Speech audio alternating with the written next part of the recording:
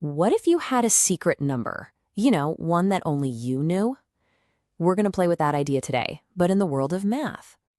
So let's say you take your secret number, you add 5 to it, and the answer is 8.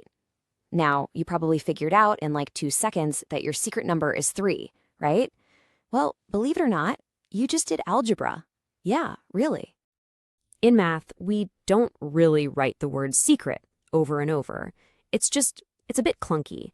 Instead, we use a letter as a placeholder for that mystery value.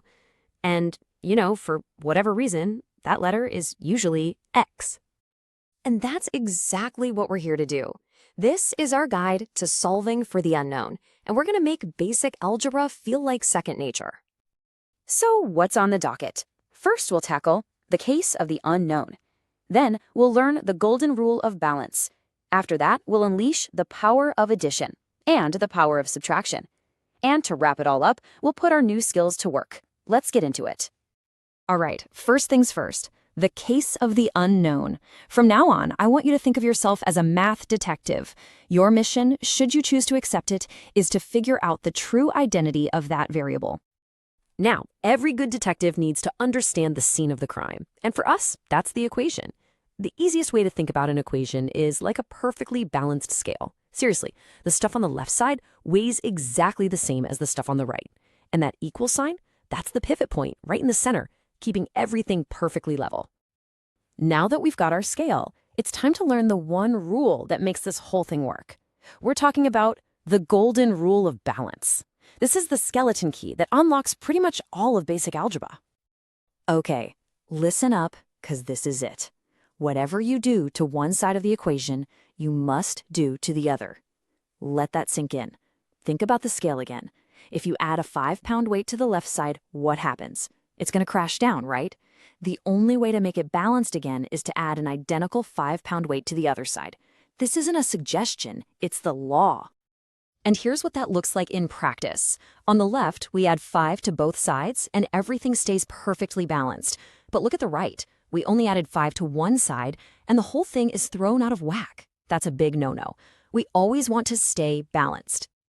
Okay, with the golden rule in our back pocket, it's time to pull out our first tool from the detective kit, the power of addition. We're going to use this to get our mystery number all by itself. So here's our first case. X minus 1 equals 7. Our goal is to isolate X. It's a simple 3-step job. First, what's being done to our X? Well, we're subtracting 1 from it. Second, we need to do the opposite of that. So the opposite of subtracting 1 is adding 1. And third, what's our golden rule? We got to do it to both sides. Let's watch it play out. We start with X minus 1 equals 7. We add 1 to both sides. Now on the left side, that minus 1 and plus 1, they just cancel each other out. They're gone, leaving X all alone. On the right side, 7 plus 1 is 8. And there it is, X equals 8. Just like that, case closed. We found our secret number. And the best part is, this works every single time. It's not a one-off trick. Look at m minus 3 equals 0. What do? We add 3 to both sides. And instantly, we know m is 3. You see the pattern here? It's so reliable. And here's the real beauty of it. This rule doesn't care if the numbers are huge, or if they're tiny decimals, or even fractions. It just works. The process is always the same. So, this little trick we've been using, doing the opposite, it actually has a name. It's called using inverse operations.